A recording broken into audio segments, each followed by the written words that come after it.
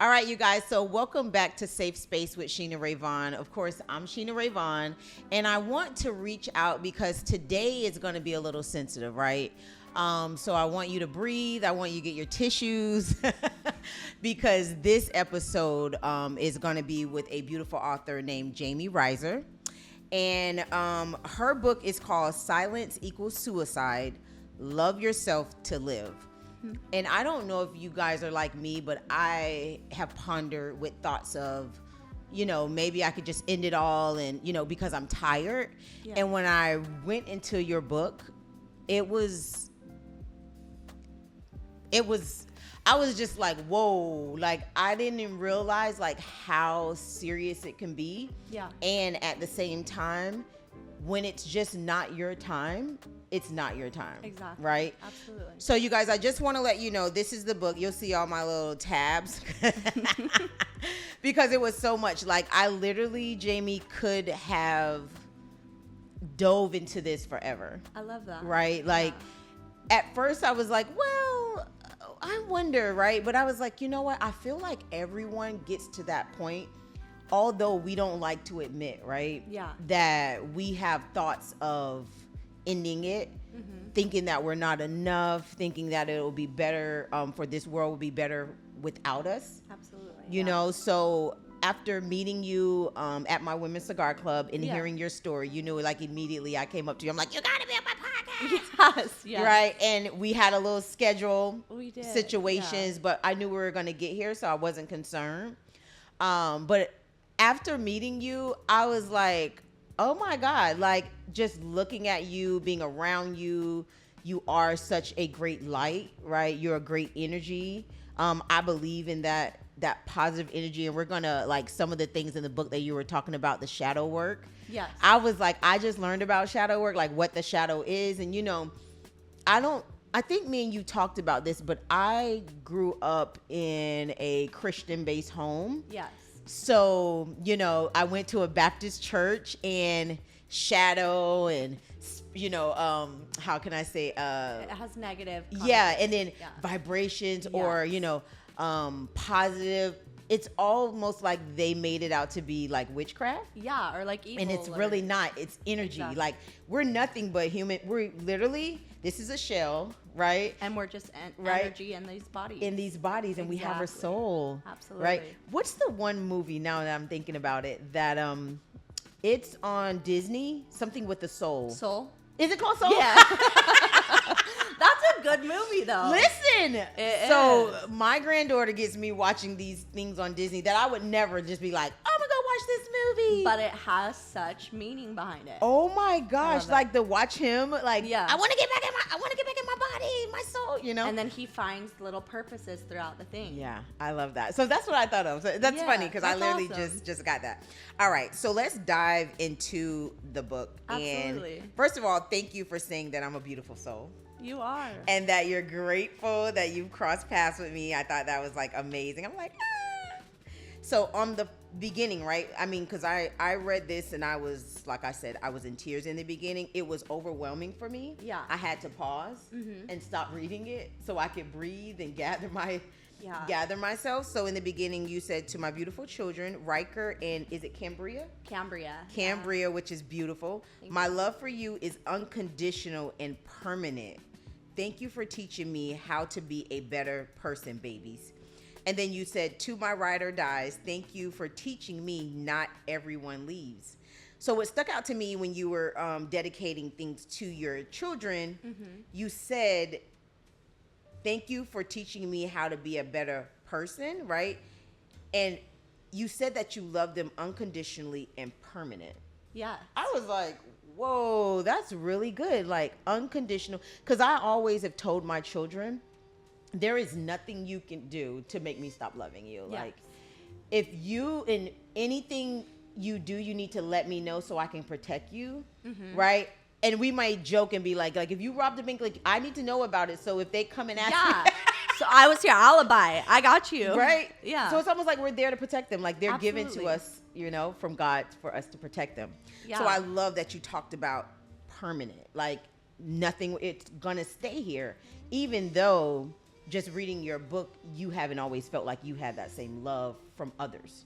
Yeah. Right? Well, and that's why, like, my kids, and this is something that I talk frequently about my therapist about, is that my kids are in many ways like the reason that I'm alive, because yes, I've had multiple attempts, but there's a part of me that didn't really want to die, because like I talk about, my mom died when I was 2, and to grow up without her, like there are a lot of things that I had to learn. There are things that I wish I could have received from her, but I had to figure it out on my own, and I don't want my kids to have to experience that. I don't want to be the cause of that pain. So whatever pain I have to endure, like I will, because my love is permanent for them. So whatever they do, like no matter who they are, no matter what they grow up to become, I will love them permanently. And I feel that same way from my dad. Like my dad has always, no matter what things we've gone through or any negativity or whatever I felt from him, I've always known that he loves me unconditionally, and that I could be like, hey dad, like I'm struggling with this, like can I talk to you? And his love was always permanent. And I want to give that to my kids, because it is like there's nothing that they have done or can do throughout the day where I'm like, like I don't really love you anymore. Like it's just not possible. Yeah. They're my belly button buddies. Like I love them so much. They were a part of me, and I just want them to grow up knowing that that's very permanent. I love that. And it's funny that you say that, because my children too were my saving grace, and that's the reason why I never went as far as ending it all. At the same time, when I did have those moments when they were younger, I felt like things would be better, because the mother that God chose them to have wasn't good enough. Well, and that's the thing, right? Like with me, like what it comes down to is I think that I'm doing people a favor. I think that I'm a burden, and that if I just leave my kids, if I leave, then I would be doing the rest of the world a favor. And it comes down to believing in my own worth, and not being connected to my divine, and not recognizing how valued that I really am. And that's why it's so important. I talk about becoming your own best friend. Yeah. Because at the end of the day, like you have to hold compassion for yourself. Like, yes, my kids, I am so grateful that they are a reason that I am alive. But love yourself to live. Yeah. You have to love yourself enough to live for yourself. Yeah. Because you can't live for other people. So you have to figure out what to change, like what perspective to shift, so that you don't see yourself as the enemy or as the monster or any of these negative feelings that you have. So it's about shifting your perspective on yourself. Yeah. No, I love that. And I love that you talk about, because we'll go later on in the chapters in regards to about becoming a friend to yourself. Yeah. But here where you say, to my ride or dies, thank you for teaching me not everyone leaves. Yeah. Like, isn't that amazing that when the tough gets going, like you have those friends Exactly. that don't leave? We were talking about this last night at my Galentine dinner that I had for these women. And this young lady, I was sitting there waiting for the women to arrive. I got there about 30 minutes early. And it was a young lady that was over having dinner with her husband for Valentine's Day. And she walked over to me and was talking to me. Yeah. And she goes, what are you doing? Like, what do you have here? I see like this table looks beautiful. Like you have gifts here for them, you know, and you guys are in the center. And I didn't ask for all that. I just asked reservations for 10. Yeah. And I told her, I said, I'm having a Galentine event for some women that, you know, they're not technically in relationships. And, you know, I just want them to know we can love on each other. Exactly. And she goes, you know, what I've understood over my years is that my friends are always going to be there. Men will come and go, or, you know, relationships will come and go, but, you know, they're always going to be there. So she goes, I'm glad you decided to do that for them. So Absolutely. Well, specifically, so I have this one ride or die. So there's my sisters and my dad, of course. But then there's my best friend, Mitchell. And he has carried me through on FaceTime, because he lives in Utah. I live here. I've cried to him, bawling on the floor, being like, Mitchell, what if I'm wrong? Because as you see throughout my book, like I do end up coming out.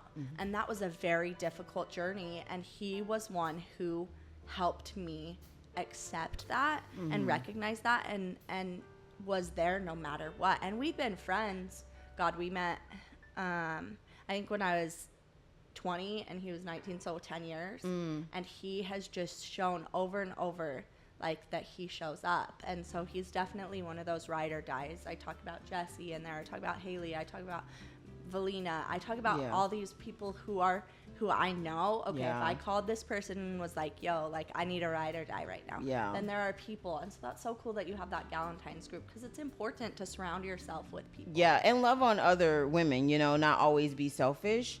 So yeah, and you guys, you have to buy this book because it's a very, as you can see, it's small, quick read. Doesn't take, it's a weekend, not even a weekend, but if you know what I'm saying? Easy read. Yeah, but it's a very easy read. So in your introduction, you said life is hard, and by not talking about suicide, society creates a stigma around attempted suicide, wondering why this person isn't healed or fixed. Yeah.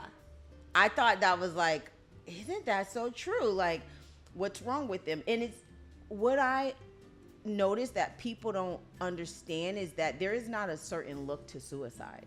Exactly. People think it looks like something. Like just slitting your wrist and... Or even like me walking up in the room like, oh, she could never even think about suicide. She's always smiling. Yeah. So what I'm saying, it doesn't look, you don't see that it looks like they're about to go attempt suicide. Exactly. Right? Like people see me as like this very outgoing, positive, person, but they don't know like some of the dark thoughts that I've had, or that at those moments I was currently having, because people are good at putting on facade. Yes, yeah. No, that's good. And that's the thing, like they don't understand. And I was just like sitting there like thinking. So on this one on page, so we're going to start, we're at chapter 1, right? So on page 2, you said, I had just fired a horse trainer who was a potential business partner, and I felt mentally exhausted. Yeah. I just wanted to rest permanently. We put the kids down for a nap. My husband started farm work, and I went into the bathroom with my dog grooming shears. Good shears are expensive, and they slice through the skin like a hot knife to butter. So when I was reading that, and I'm like, wow, right? Because I've taken my dog, as you know, you groomed my dog recently to get groomed, but I didn't realize. So it made me think of when I was in cosmetology school, we had to have, the thinning shears and then also the cutting shears. We always had to continue to sharpen them. Exactly. Yeah. Right? So when I was like reading that, and then I don't want to tell the story because I want them to read it, but when you talked about being on that floor and when your husband walked in, you realized you were still on earth and how devastated you were. Like, it did not work. Yeah. And I was like, oh my gosh. So I'm thinking like, oh yeah, it's going to be over then. Like that's just her attempt. She went through it and then we're going to move on. And then as I continue to read, it's like, no, I did 2 more times and I went and got help and I went and got fixed. Yeah. You know what I'm saying? Because I don't understand the fix thing. So when you described though, Jamie, about how cold the tiles were, it was like, I felt like I was in the room. It's very descriptive. It's very descriptive. I really like that because it made me really feel like, okay, are you really about that life, Sheena? Like suicide. You know what? It actually originally was not that specific. No, it needed to be. But and that's what my publisher, he was like, no, like this needs, I want to hear the sirens. I want to hear and that's why I write in there. There weren't sirens, but I really got into the detail of what I was feeling. And so it's very like trigger warning, but it's necessary because it isn't just like, it's not just this big bombardation of like emergency vehicles and da-da-da-da-da. Like it was intimate. It's a process. Almost. Yeah, process is a better word. It's a process. And to have your then husband come in, like, thank God he checked on you. Yeah. Because what if he just got so riled up with the kids, he didn't even think. I mean, the door was locked. I don't know how he just. Correct, because you weren't. Yeah. He just even coherent. He had to go through 2 locked doors. Wow. So he was very determined. Yeah, because he could just feel it. Yeah. I love that though, because that's a good thing, you know. Now, on page 4, you said, I got help in the way that I needed it, but that doesn't mean my desire to exist just ceased. Healing is a journey, not a destination. Exactly. And so many people think, oh, like they went to the hospital, they went to a retreat center, they got healing. But no, like it's still something that I struggle with. There are times when it's daily. Like the last couple months have honestly been pretty difficult. And there are, like, as I was preparing for this, kind of what we were talking about earlier was I was like, my God, like I was talking to my partner and I was like, my therapist has told me, like, Jamie, do your workbook, which is something I brought you. Okay. I brought a workbook to go along with the book. Oh, nice. That I have since you got that, written it up.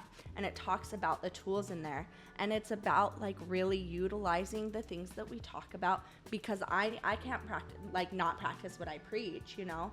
And it's so important to actually be doing the things so that I don't slip back into that mindset, because to me, like, and this is something you learn as you read the book, is to me it's an addiction. Yeah. Like, that is my vice, that is my alcohol, that is my drugs. I talked about that in that speech that I gave. Like, it really is about figuring out how to deal with my addiction of not wanting to exist, because that's not the solution. Like, it may feel temporarily like the solution, but it's not gonna really create healing. And that's what I want, is healing. And so as I take day-to-day things to implement, then I can experience that healing. But it's not going to be like, okay, I went to the hospital, I'm healed. I went to estuary, I'm healed. It's like, okay, I learned valuable tools, and now I can take these tools and utilize them so that I can continue on my healing journey. Because every day we're healing. It's a matter of what we're experiencing and what we're going through, to recognize, like, oh, I want to live. Something that we talk about in the book is I want to live on that 11 plus, so that I'm in a state of peace no matter what's going on. Like, I am in a state of peace and of acceptance because I'm connected to my divine. So yeah, it's about being a journey and not a destination. Yeah. I love that. And being able to be there, I think, is amazing, right? And going through that journey the correct way. Now, over on page 9 in the Destined Disney Friend. Yeah. When I saw this, I was like, Destined Disney Friend? What is happening? The names are interesting. It was fun to do. No, it's really cute, though. I like it. You said, I realize that I am not in this life alone, and that every interaction matters. I had people fighting for me to stay who I didn't even know were in my corner. Absolutely. Like, so how that happened was I had that attempt, and my now ex-husband at the time said that you have the option to go to a hospital again or to find a retreat center. Okay. So I called my dad up and I was like, listen, here's what just happened. I need help. And I had met 2 weeks previously at Disney. I was on a girls' trip, and I met someone named Jessie, and this cute as a button girl. She's still one of my best friends. And she was needing like a phone charger, and I had a brick, but I forgot the cord. And so I like kept looking for a cord, like, hey, can I borrow your cord for 10 minutes in line? Because I was also the one in charge of like keeping an eye on the rides and da-da-da-da. And so she asked one of the workers, hey, do you have a place I can charge my phone? And I was like, excuse me, like, if you want to like tag along with us, like, I have this, and maybe can we share? And she was on a trip by herself, just visiting Disney, like she was kind of meditating at Disney. I know, it was such a process, and I love her so much because it's so fitting to her personality. She's like, I'm going to go meditate at Disney. Like, I love her so much. And so we just hit it off instantly. And she owned this retreat called Estuary, where people go and they experience healing. Like, they go and we did various activities that really helped ground me and connect me back to myself and to my version of God, like to my divine. And so I called her up and I was like, girl, I know I met you 2 weeks ago, but here's what just happened. Like, can I come to your retreat? And with the next day I was on a plane there. And when I got to Estuary, she had pictures of my kids around her room. She had it she'd put Disney stuff up. They had someone come and make special food because I have to use special food, blah, blah, blah. There's all these people who were there backing me. And I didn't even know that. But there are people all around us who are like, go. Yeah, rooting for us. Exactly. Rooting for us when we're not in certain rooms, Exactly. I call it. I love that. So speaking of estuary, you said estuary has become a state of mind, not a physical place. Yes. And I thought that was like so interesting, and just hearing all the different things of estuary, and it sounded just so much like a beautiful place. And I think somewhere in the book you also stated everyone doesn't have that option to be able to go to something like that, so that was a blessing. I loved how you in chapter 3 there's beauty in the gray, where you talked about stepping into the style of painting, and it's called Dutch pouring. Yes. Right? When you talked about that, I loved how you talked about the process and the various tools and how you kind of have to maneuver things, and then it looks ugly at first. Yeah. But it turns out like really beautiful. It does, because the colors sometimes turn into like a gray muddled mess. Yeah. And it's just about using, like, I'll use a blow dryer, I use gravity, I use a straw, I use tilting, and using all of these different tools allows the colors to come apart, and it really allows them to shine through instead of being gray. But I don't always know if it's going to be pretty. But there hasn't been a painting where I've been like, God, I really like hate that. At the end, I eventually love all of the paintings because I recognize the process. Yeah. And it's the same thing about what we talked about healing being a journey. It's about the process. And Yes. it's the same concept with painting as it is to life. I love that. I love that you say that, because it is a journey, and it looks messy, and it looks ugly, and it looks like, oh, it's not going to turn out good, and then it turns like it turns out great. It does, and like you said, it's a beautiful mess, but it's beautiful, right? Exactly. Now, over in the last part of There is Beauty in the Gray, you talk about, I would put an emotion in a box and hide it away in the darkest crevices of my mind. By choosing to see our feelings in the light of love instead of fear, we take back our power. When we talk about, putting something away in a box or just deep down, I think about that, and I'm like, you know what? We do that all the time, right? We hide our emotions, we depress them, and then when they come up, it's not nice, right? But I love how you talk about the feelings in the light of love instead of fear, and then that's how we take back our power. So instead of being afraid to express those emotions and what you're going through, it's like, hey, no, let's put it out in the light, let's expose it, because putting it out in the light is exposing it, right? Absolutely. There's no way that light overpowers darkness. It really does. Yeah. And I talk about that a lot, because you can like have darkness, but as soon as you turn on a light, like it just disappears. Absolutely. No. Let me tell you something. I could talk to you like all day, but I do want to grab this last little piece in here. Because first of all, I do think it will be nice for you to do a book club. I think anyone who writes a book needs to do a book club on that book and break it down. And I would definitely be interested in coming. Absolutely. I love a book club. And even if you did it on Zoom, just something. That's awesome. Have you heard of shadow work? Shadow work is when we face the feelings we are experiencing instead of suppressing them. Shadow work is a healing modality for the brave who want to face repressed pieces of themselves that have been buried. Positive aspects are in the shadow. So through shadow work, our goal is to discover what those are. Shadow work is us processing our triggers, not suppressing them. Doing so strengthens our spirit, allowing us to handle outside situations easier. Like, everybody needs to do shadow work. Absolutely. Right? Yeah. And just in life alone, I've come in processes where I've met someone and you ever met someone you're like, I don't know them from a can of paint, but it's something about her. I just don't like her. Yeah. Right? And then as I've grown, I've noticed that what that usually is they have something that is the same that to me that they have in them. That you need to work on yourself. That I need to work on. And so that's a part of the shadow work. So talk a little bit more about shadow work before we end. So there are actually therapists who specialize in shadow work, And so I'm obviously not a therapist. I am you. going back to school. I Oh, don't know good. if I told you that. No, to no. get my therapy degree. You should. I'm I very can still see excited. that. No, you should be excited. Yes. That's going to be fun. So that's one of the things that I really want to zero in on, because it is so important to go inside and to recognize, what do I need to heal in myself?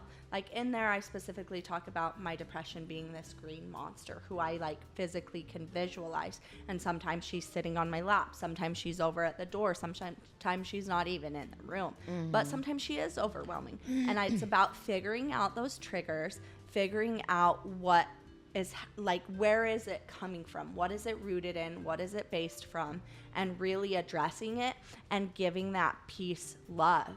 It's about loving even the darkest part of yourself, because every version of you deserves love. There's not a piece of you that you're not worthy of love. Yeah. And so with shadow work, you're able to really dive deep in and say, okay, this is where this feeling is coming from, and why is this piece of me not feeling loved? Because at the end of the day, it's about loving yourself and holding yourself in a permanent and unconditional state of compassion. Just like I do my kids, why do I not hold myself in that same state? Absolutely. And so with shadow work, it allows you to recognize what you need to work on so that you can love even those darkest pieces. I love that, Jamie. Well, it has been great. You guys, you have to check out this book, Silence Equals Suicide, Love Yourself to Live.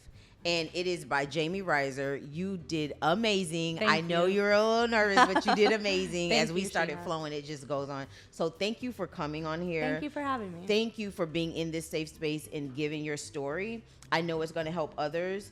And if you could just let them know really quickly into the camera where they could find your book, or, you know, information or anything. Yeah, so you can find it on Amazon, Walmart, all those online. But I specifically recommend going to my Instagram, and I have a link on there, because then you can buy it directly from me. And if you buy it directly from me, then you get a signed copy. And I do also have this workbook that I sell hand in hand with it as well. That is an option. And it talks about all the tools I utilize in there so that you can, like Sheena broke it down really, really well. But it helps give you a step-by-step guide of, okay, in chapter 3, she talks about X, Y, and Z, chapter 4. So, yeah, that's available.